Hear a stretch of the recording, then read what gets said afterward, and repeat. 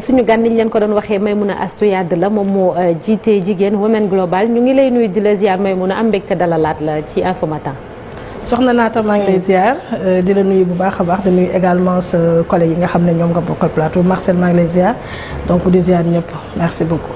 alors actualité bi mooy procès Ousmane Sonko Adji Sarr muy dossier boo xam ne dégg nañ ay féministes yu bëri wala ay mbootaayu jigéen yu bëri wax ci Marcel ñu bàyyi la rek nga tàmbali waxtaan bi certainement ci ponk boobu. noonu la soxna Naata kon Maimouna Astou Yade nekk directrice exécutive bu Jigéen Women Global balaa ñu dugg ci justement pàcc boobu noonu nga fàttali ñu rek seen association lan moo ko tax a jóg ak posture bi ngeen am depuis que cette affaire a éclaté entre Adji Sarr et Ousmane Sonko. waaw Marcel merci beaucoup donc ñun suñu structure mooy Jigéen Sénégal ñu koy wax Women Global Entrepreneurship mais également ñu koy wax ci association des jeunes femmes entrepreneurs du Sénégal mais entrepreneurs social. Donc nous sommes une association féministe créée en 2016 et dañuy liggéey lépp loo xam ne ci wàllu àq ak yelleefu jigéen la. Mais aussi comment nañuy accompagner mouvement féministe yi et nan la ñu mën a gën a expliquer sénégalais yi lan mooy féminisme et aussi lépp loo xam ne jëm na ci wàllu activité féministe aussi dañ koy def donc taxawal jigéen xeex ak yelleefu jigéen mooy suñu liggéey ci wàllu association bi. d'accord ci ñu ngi ko doon wax sànq actualité bi moom mu ngi ci bañ a taxaw mu di kon le procès Ousmane Sonko Adji Sarr est-ce que déjà jot na ci am ay en tout cas ay information jot nga ko gëstu démb. Alors je dirais que comme ni ko nit ñi seetaanee rek noonu laa ko seetaanee di ci am ay informations aussi à travers la presse mais un peu au niveau des réseaux donc mu nekk loo xamante si ni lu ñu réjouir la en tant que féministe. D'accord. En tant que militante daf ñuy réjouir pour la simple et bonne raison que li ñu mës a wax li ñu mës a teg comme étant pour nous un principe de droit mooy l'accès équitable à la justice maanaam ki nga xamante si ni moom mooy Adji Sarr quel que soit son statut jigéen la donc sa parole baatam am na njariñ ci ñun su jugee taxaw yuuxu loolu daf ñuy interpeller en tant que militante donc boo xoolee sax suñu première action bi nga xam ne moom la ñu teg ci wàllu Adji Sarr Ousmane Sonko ca njëlbeen mooy attirer attention population bi sur discours yi nga xamante si ni ñu ngi ko doon def ci biir dossier bi parce que affaire bi dafa jug rek ànd ak politique waaye ci biir loolu ñun en tant qu'organisation de femmes war nañu mën a ràññee lan mooy àq ak yelleefu ku jigéen ki ci mbir mi ñu rappeler ko population waaye aussi attirer l'attention de la justice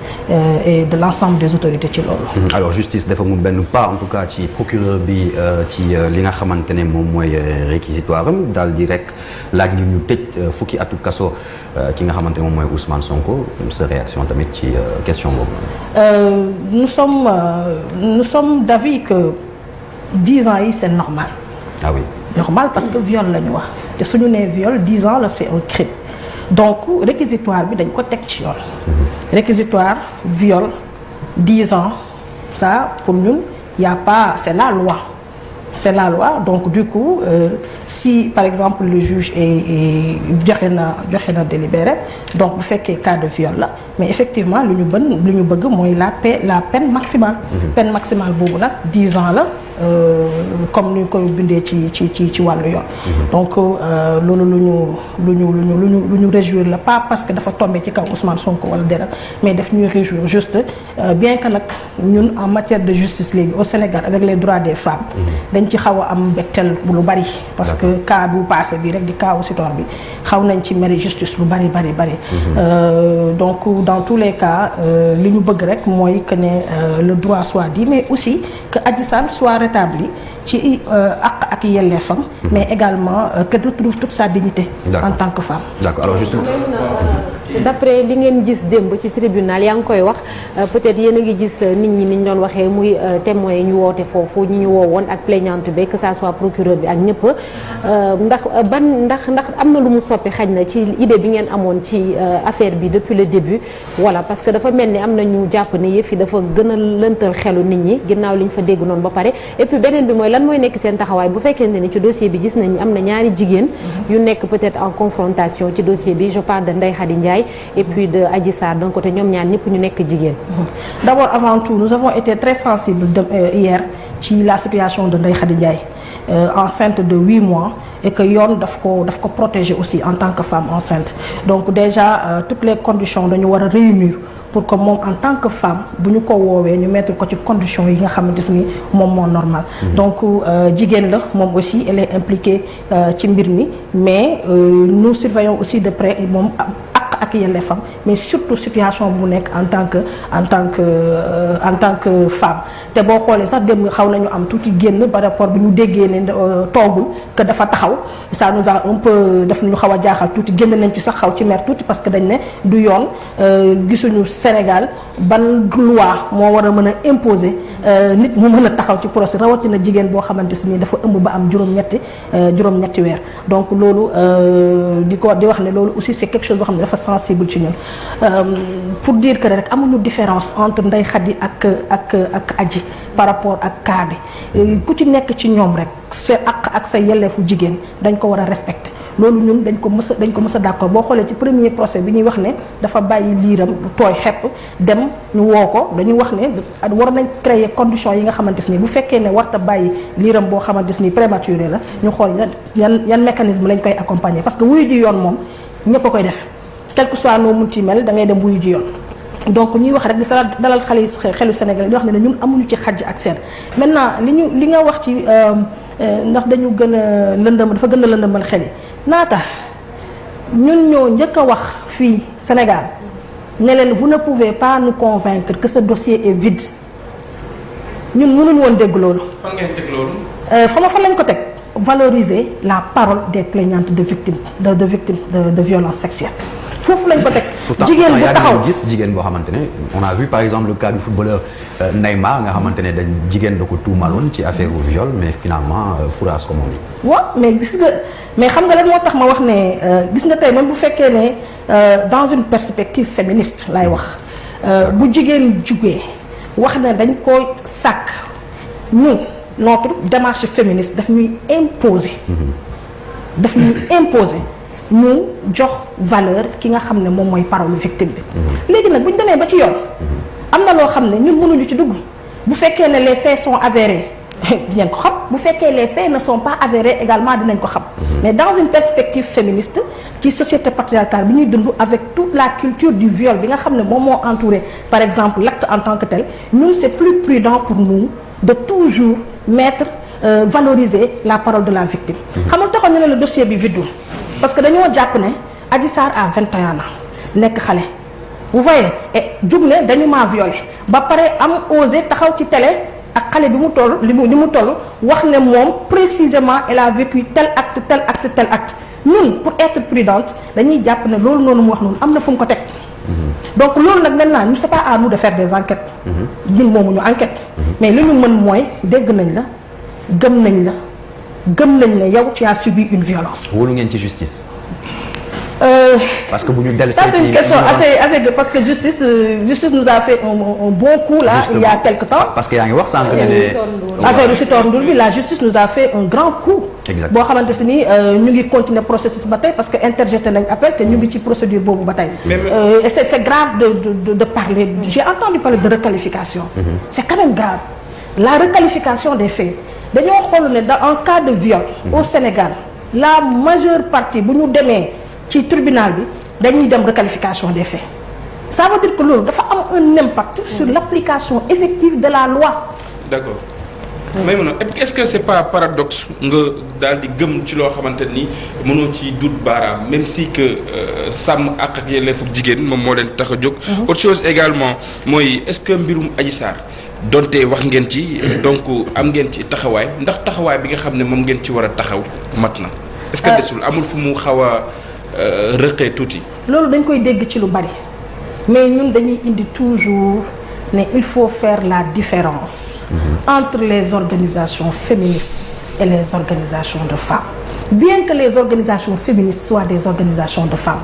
et il faut comprendre que ci dossier bi féministes yi ñoo ci gën a wax que les organisations classiques de femmes. donc taxawaay boobu noonu ngay wax taxawaay boobu peut-être beneen côté bi la mais dans tous les cas dafa am loo xam ne man dama ne organisation de femmes yi défilé ci ñoom à la suite de ce procès là ñu génn joxe information yi ñu am par rapport ak affaire parce que tey jii li nga xam ne mën naa ko partager par information parce que loolu laa xam mooy que ne Adji Sarr a un dossier à l'AGS mais AGS est tenu dans le cadre ci liggéeyam association juriste de la confidentialité d'accord bu fekkee ne yaa ngi yor dossier bu nekk en cours amoo droit wax ci donc mënuñu woon Moussa Ka waane ba AGS génn am ci wax ci parce que loolu dafay indi impact ci ñoom ak waa justice vous voyez donc est-ce que taxaw bi ci waroon taxaw am na bon je me dis que mënoon na gën a am importance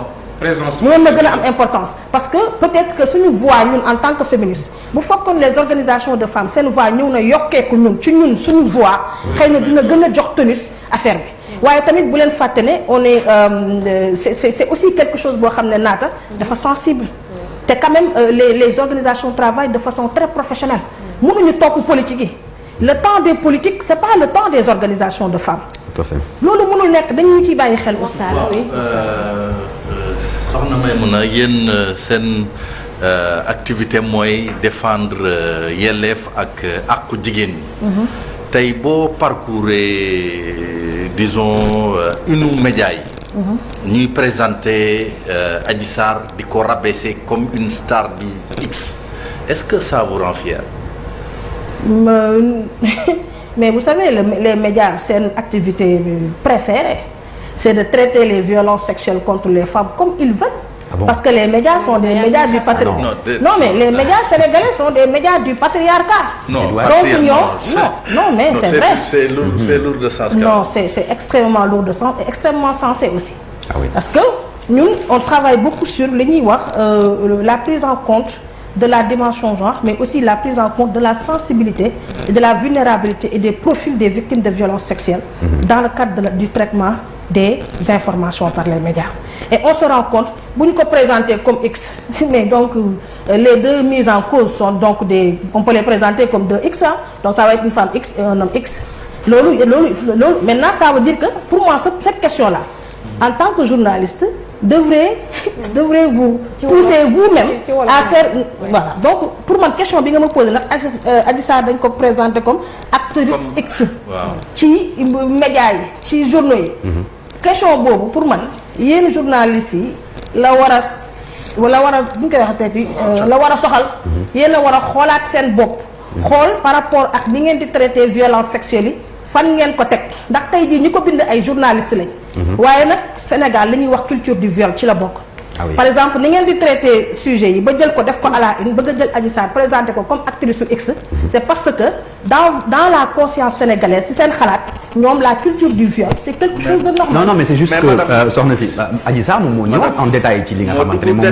moo Ousmane Sonko ba léegi moom dafa. mais Adji Sarr est obligé de citer les détails moom yeggul sax ci aspect sexuel bi moom. ci détail boobu nag la ñuy waxee ni moom détail yi mu ci décrire. ni mu ko décrire dam na ba dafa am image voilà. Je pense qu'elle a très bien fait. Ah oui. Ouais. Adji Sarr elle a très bien fait parce que il fallait aller ci détail pour que les gens puissent comprendre à quel niveau la fille là ci la am ci la ressentir impact bi mais également nan lay def pour que nit ñi gëm ko. naata Adji Sarr loolu moo nekkoon défense am c'est-à-dire que nan lay def ba nit ñi gëm ko. parce que bu fekkoon ne boo leen bañoon mu dem ci détails yi kon moom aussi par exemple di ngeen ko xaw a gëm. mais ñàkk a gëm parole am. ba léegi gëm am na ñoo xam ne gëmuñu ko mais nag loolu moom daa ko bu leen neexee ngeen gëm bu leen neexee ngeen ñàkk bañ a gëm. même ba tey jii man may wax ak yow dama leen ne juge bi moom mooy xool par rapport ak li mu yor. comme preuve. mu daal di délibérer. léegi may mun a ci kii boobu. bien sûr ci ressenti bi nga doon wax.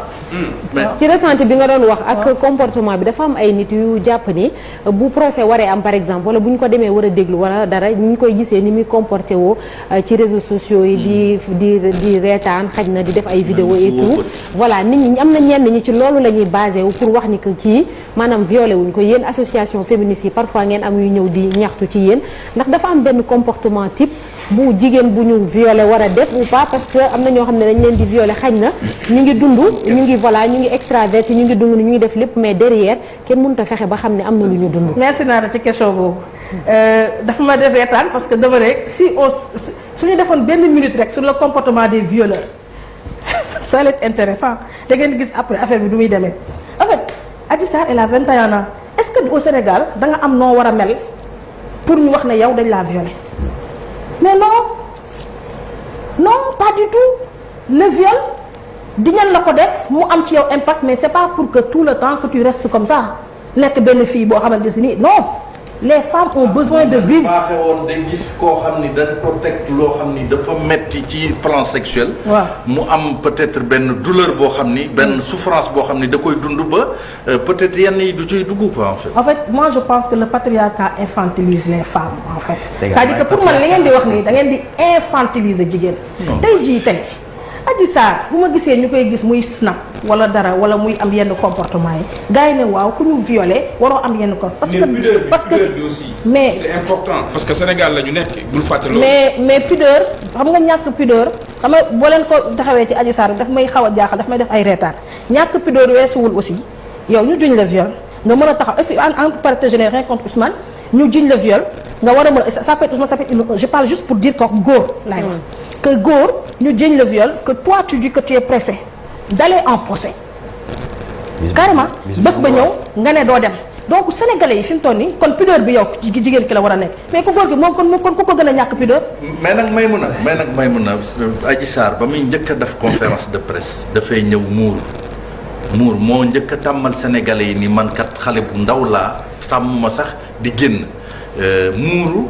du sëggi sax xool caméra bi di wax dañ ko violer ainsi de suite après ñu jékki-jékki subitement mu mel ni ku tekkee am na ci droit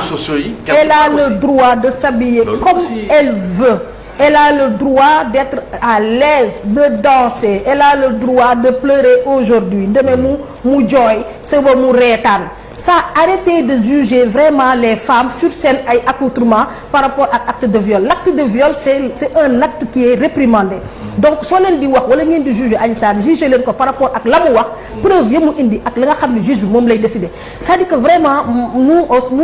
en tant que féministes on est très fatigués d'entendre toujours quand il y a cas de viol góor ki tout le temps lu mu sol la ku jigéen ki lu mu sol la fa mu demoon et tout ça loolu pour man ça n'a rien à voir avec le fait que moom elle effectivement war nañ ko violer wala ñàkk ko bañ a violer. donc franchement mais yow soxna Maïmouna yow par exemple gisuñu la ci procès bi àndoo comme niñ ko doon gisee faral di gisee di gis Gabriel di gis keneen muy ànd ak Adji Sarr ci tribunal bi est-ce que tey bu condamnation bi tombé nii entre guillemets parce que procureur moo def réquisitoire nga ñëw télé di wax est-ce que duñ la accuser récupération par exemple. Moi déjà je pense que récupération moi je récupère rien moi c'est vous qui m'avez invité donc moi je récupère rien du tout ça je veux que ça soit très clair man awma lu may récupérer defe naa ne fii Sénégal bokk naa ci njëkk a jóg te képp ku wax ci dossier bi wala nga jug ci wala nga ànd ak Adji Sarr foo mënti nekk ñun ñoo la woo. alors mais justement. ñun ñoo la woo donc dama bëgg rek nga même wax ci récupération bi fii récupéré wuñu kenn. en plus c'est pas parce que tu trembles toujours avec Adji Sarr que yaa ngi koy jàppale. nous sommes des professionnels. on n'est pas obligé de trembler toujours ak Adji Sarr pour ne ñu ngi koy jàppale. non. d'accord c'est pas ça du tout et je pense que dossier bi xam nañ ci li ñu ci war. bi ñu ci génnee nekk ci suñu principe dañuy liggéey aussi xam ne une affaire pendante devant la justice loolu mënoo cee wax yéen yi mais sache que s'il y a pas une récupération nous on ne cherche pas la récupération franchement politique wuñ en fait d'accord est-ce que amoo leen ay crainte ni que combat bi ngeen perte ko imaginons que Ousmane Sonko soit totalement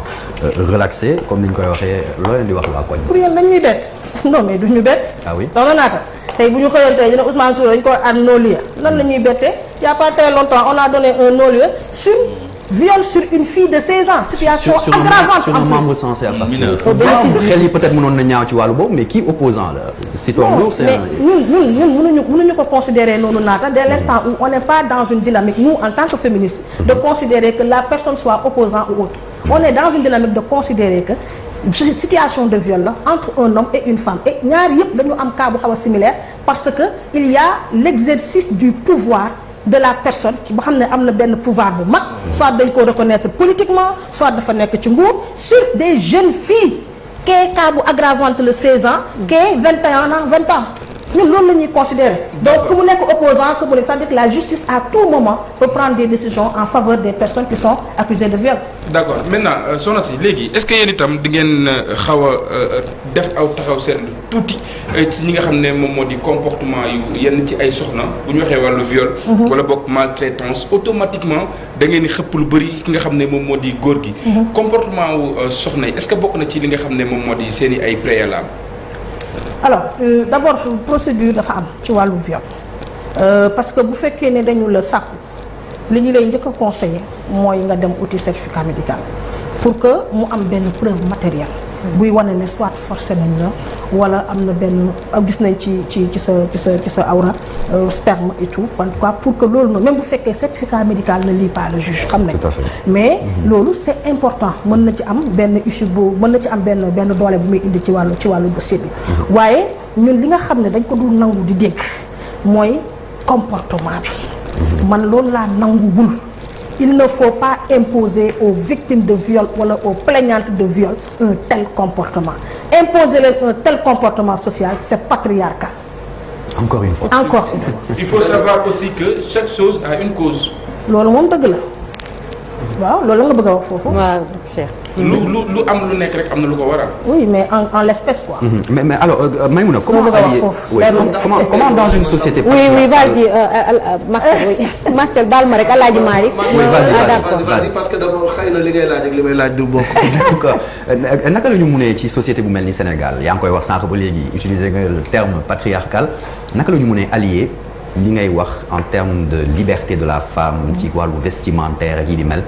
ak li nga xamante ne moom mooy les réalités quand même de la société notamment sur le plan religieux. xam nga nekk féministe taxul nga xaw a doye di daal. maanaam dañuy wax tout le temps ne vous ne prenez pas en compte réalité sociale ci seen wàllu liggéey. damay wax ñëw encore ne loolu taxawul naata. parce que man tey féministe la je suis féministe radicale je le réclame. mais du ma am na yenn comportement yoo xam ne du ma ko am. par respect pour ma dignité de femme. mais également parce que damay séeréer doomu séeréer. wala boo nekk séeréer yaa ngi nekk tukulóor wala yaa ngi nekk jola am na benn yar boo xamante ni yar nañu la ko. c'est vrai que des fois ma sol jean def fu xale et tout. mais xam naa fa ma yem. c'est-à-dire que féminine c'est pas de la débauche. tey jii am na loo xamante si nii tey quand y a une différence entre moom comportement bu muy wax ak débauche. on ne peut pas encourager la débauche dans une société. d'autant plus dans une société boo xamante ni xam nañ ne société boobu noonu. dafa attaché wu ci affaire islam wala christianisme. wala mu attaché wu ci tradition. donc ñun affaire débauche waxuñu ko honnêtement pas. d'accord affaire débauche moom waxuñu ko. Alaaji Malick ta question. voilà peut-être laaj bu mujj rek mooy gis nañu ni au-delà du cas Adji Sarr di ngeen di faral di jóg. di def fukki fan ak juróom-benn yu nga xam ne da ngeen ciy xeex. waaw d'activisme di ciy xeex violence yi nga xam ne moom la ñuy def jigéen rawatina ci réewum Sénégal tey jii boo doon def xayma ci état des lieux ci wàllu àq ak yelleefu jigéen ak violence yi nga xam ne moom la jigéen ñiy subir te am na ci ñu nga xam ne dañ koy def en silence lan ngeen di wax tey ak yan dossier ngeen di gérer actuellement nii ci côté boobu. merci beaucoup pour question boobu noonu parce que question générale la. mu nekk question boo xam ne day wane un peu moo nekk tey les défis ak enjeux vraiment de la protection des droits des femmes au Sénégal ma ciy kontaan pour wax ci parce que loolu mooy liggéey bi di wax ne tey les violences sexuelles continuent toujours di am vraiment benn présence au Sénégal violence sexuelle day continuer toujours di nekk loo xam ne lu présent la te ba tey am nañu ay défis par rapport ak loi ak règlement yi nga xam ne moom la ñu war a mettre en place donc chaque 16 jours moom la ñu war a réviser pour nekk en phase avec li nga xam ne moom mooy engagement de l'État du Sénégal au niveau international au niveau communautaire vraiment pour mën a gën a dëggal ak yelleefu jigéen bu fekk en plus de cela mu nekk loo xam ne lu c'est pris en compte ci suñu wàllu constitution. donc El Hadj Assane loolu noonu mooy wane ne 16 jours d'activisme heure bu jotee dañuy taxaw. daal di def seetaat ci wàllu droit des femmes ma wax ne tey jii défi yi prioritaire ci wàllu droit des femmes mooy li nga xam ne ñaar mun naa ko ci citer mooy benn bi ñuy wax naan la disponibilité des données tey jii ñëpp Sénégal xam nañ ne amuñu benn homogénéité par rapport ak données yi war a disponible sur les violences basées sur le genre te loolu dafay xaw a métti liggéey bi parce que bu kii amee données kii am donné état bi amagul benn stratégie de compilation boo xam ne dafay permettre tey képp ku jug Sénégal tey jii boo leen def émission sur les violences directement foofu ngeen di jëm xam ne di ngeen gis l'ensemble des rapports yu ñu def un peu partout waaye di ngeen xam aussi en termes de violence ay même ci typologie violence yi yan pourcentage la ñu am et tout donc day informer nit ñi mais aussi di permettre à ce que nit ñi di am des informations à temps réel. Deuxièmement mooy li ñuy wax la prise en El Hadj Malick mooy la prise en compte la prise en charge holistique maanaam prise en charge Sénégal violence sexuelle koo xam ne dañu la violer yan structure ñoo taxaw déjà pour accueillir la yan structure te structure yooyu di la accueillir yan mécanisme d'urgence la ñu am ban procédure la ñu war a topp donc loolu noonu moo nekk défi bi nga xam ne aussi am na solo donc défi boobu noonu ñu xam ci ne ñu wax encore ne état du Sénégal dafa des mu liggéey ci am nañu allo 116 boo xam ne ministère de la femme ba mu la teg il y a pas longtemps ñu ngi koy wax ne c'est une bonne initiative parce que nous on soutient toutes les initiatives yi nga xam ne yu baax la mais pour nous c'est pas la réponse qui est adéquate ci question de kii yooyu 26 centres la ñu am au Sénégal mais centre yëpp presque benn nit yu bëri fonctionné ma donc vraiment loolu mooy suñu défi aussi ici au niveau du juste avant de terminer Maïmouna parce que parfois jigéen ñi tam dilemme bi ñuy am mooy surtout les femmes mariées dem na xam ne dañuy subir ay violences mais xañ na dañuy ragal a dem defi ji plainte wala dañuy ruus a dem plainte parce que dañ leen di joxoñ naan ay yóbbu na ay papa yi doomam plainte wala mbokk yi di wax et tout ça ndax loolu tamit am na peut-être benn stratégie de communication ci jigéen ñi pour wan leen ni violence moom amul lenn lu ko mën a justifier qu'importe violence bu mën ci doon mooy li ma la wax rek léegi dispositif bi parce que c'est un package tey jii prise en charge holistique mooy prise en charge boo xam ne lépp daf ciy bokk tey jii bu fekkee da nga nekk ak sa borom kër nga subir benn violence c'est-à-dire dañu war a am dispositif boo xam ne sans pour autant que même nit di yëg wala dara mën nga woote comme allo 116 par exemple c'est un exemple mën nga woote pour que ñu mën a traiter ce cas donc tey jii su état du Sénégal di liggéey ci prise en charge daf koy def benn package boo xamante ni c'est toute une stratégie boo xam ne moom lay développer stratégie boobu noonu day ñëw ci urgence bi appel bi day ñëw ci prise en charge bi ñaata temps ngay def ci centre bi est-ce que centre bi day jël sa doom yaa ngi dégg donc loolu mooy défi bi en tant que tel donc li ngay wax ni yëpp accompagnement la mais gis nañ ne état du Sénégal franchement ne prend pas les bonnes décisions en ce qui concerne l'accompagnement pour la promotion et la protection des droits des femmes. D'accord merci beaucoup merci Maïmouna Astou Yade directrice exécutive Jigéen Women Global ñu ngi lay sant di la gërëm Maïmouna bonne journée à toi merci. merci jaajëf na ay ca jërëjëf ñu jàll ci l'Observateur ak Record li ñu xëyee tey jile.